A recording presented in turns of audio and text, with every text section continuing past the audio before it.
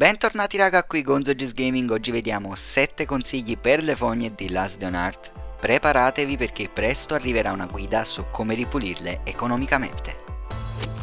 Come approcciarsi alla zona. Questo è rivolto ai giocatori diciamo intermedi. Se non avete assemblato il chopper non abbiate fretta perché il porto è permanente. Come vedremo nei prossimi consigli, la zona è mediamente più complicata rispetto ai soliti bunker, motel e fattoria. L'equipaggiamento minimo è comunque set di berretto, giacca, jeans e stivali, piedi di porco o macete di supporto, armi a due mani come il martellone o la mazza seghettata, almeno un paio di Glock. Se per te però questo approccio è troppo dispendioso, allora concentrati su alfa ed altre attività. Venire qui non è una priorità, ma potresti già prendere dimestichezza ripulendo l'area solo in parte e aprendo qualche cassa. Durante la Season 13 di Natale è inoltre un buon modo per ottenere gli oggetti stagionali.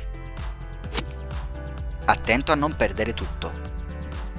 Ogni volta che entriamo nelle fogne, il gioco ci permetterà di accedere a due scale casuali che porteranno ad altri edifici ed aree da farmare. Se esci dalla zona o se muori, non ti sarà più possibile accedervi. Quando ritornerai, troverai delle macerie a bloccarti la strada.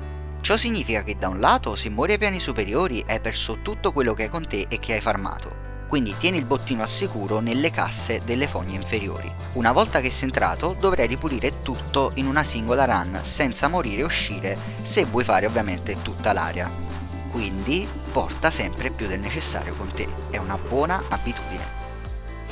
Usa il wall trick quando puoi. Il caro e vecchio trucco del muro ci aiuterà sempre a risparmiare e a toglierci da situazioni scomode. Ti consiglio di dare un'occhiata al mio video se non sai cos'è, anche se in questa zona i sopravvissuti più abili sono sicuro che saranno messi a dura prova per via dell'architettura del dungeon e di come sono stati posizionati gli zombie. Attento però, nei piani superiori potresti trovare degli sputatori tossici che a meno di future patch sembrano essere buggati.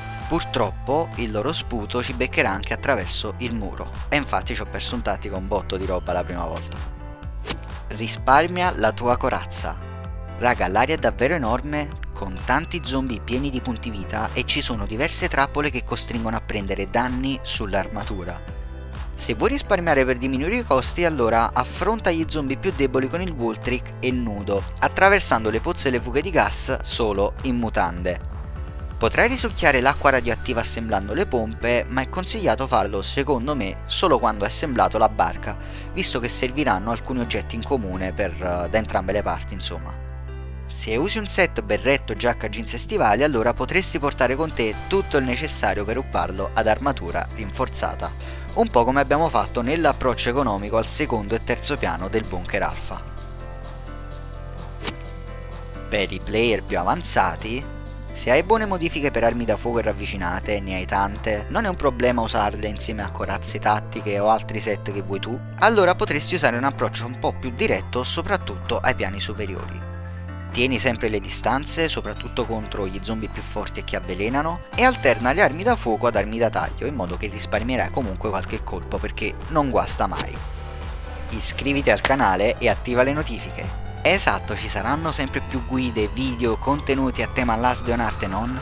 Se hai bisogno di qualche tutorial in particolare o non essere timido o timida, fammi sapere con un commento. Per favore lascia un like, non costa niente ma è comunque un modo efficace per sostenermi e farmi continuare. Grazie mille, qui Gonzo's Gaming, buona caccia!